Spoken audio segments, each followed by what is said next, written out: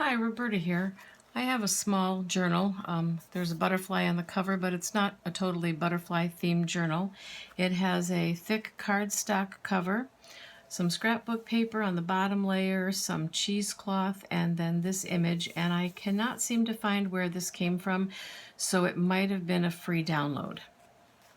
Inside I have a book page pocket and these two tags, which are from Ephemera's Vintage Garden. I just put some trim, and this is dyed seam binding. A little bit of lace on the pocket, and this is a stamp and punch set that I have, and this was I think a free image. Some more scrapbook paper. Most of the papers you'll find are coffee dyed. Some have some stamping on them. This is washi tape that has a definition on it, the definition of the word imagination. Ledger paper, coffee dyed paper that I just did some stamping on and added some lace.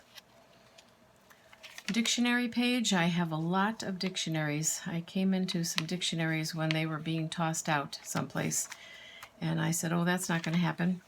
This is regular school composition paper. Over here we have a flip tuck spot, and in the tuck spot is a tag that was part of a paper pack, a scrapbook paper pack. I just have a doily here and a little embellishment from a dictionary, some ribbon, and this is one of the Recollections flowers from Michaels.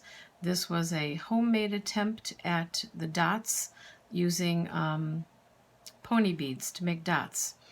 And this is a stamp and a punch, and it's on music paper that has been scallop edged. Coffee dyed paper, this time with just a cutout from a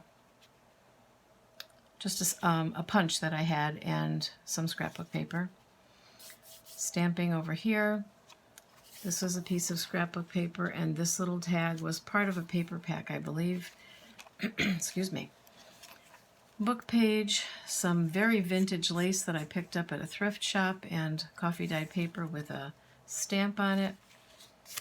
Another little stamp down here where in the center of the signature I hung some butterflies that I cut out of just some scrapbook paper using a punch. This is a pretty piece of fabric that I made a tab with, and the book page, a little tuck spot here with some scrapbook paper and lace, and this was some type of a printable that I don't have listed anywhere, so I'm not sure where it came from. I'm assuming it was a free thing off of Pinterest. If I find out different, I'll let you know. Coffee dyed page with some stamping. Again, music page with some scallop trim. This is a Stampin' Up! Punch, which actually it's right here. This punch comes in this version, which they call the whale tail. I think they even made it in the regular square version, like your EK Success punches. It was just called the tab punch, sorry, and it retired many years ago, and Etsy sellers and Amazon sellers and you name it, they're selling it sometimes for upwards of $100 because it's so popular. So I was hoping that maybe Stampin' Up! Would bring it back someday so people could get it at a reasonable price. Anyway, some washi tape, which I like to use for a pop of color. Dictionary page, some more vintage lace from the thrift store. Some stamping, the ledger page, and this pocket is made out of my first attempt at making a snippet roll. And this was a paper snippet roll. I watched somebody doing a video and then watched 10 more somebody's doing videos, and of course everybody had their own take on it. So I sat down one night in front of the TV with every scrap of paper and sticker and cutout I could find and some glue. And what I used for the backing paper was about a 2-inch piece of packing paper.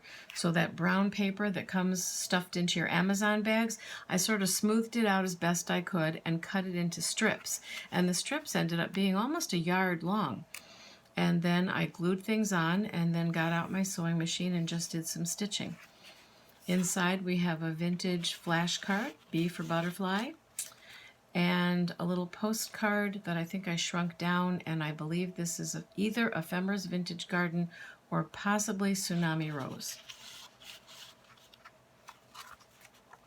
And then we ended with the scrapbook paper, and that which just came out beautifully. I'm sure I could not do that again if I tried. I have no idea what caused it to make that pattern in the pan, but that's just beautiful, and that is avocado dyed cardstock. So thank you very much for letting me share this with you and for taking a look. Give me a thumbs up and subscribe to my channel. I hope to have a giveaway. I did a giveaway for 100, 200, 300 subbies, and then I think when 400 hit, I was just kind of in the zone and doing other things at the time, so when I hit 500, I'll definitely do another one.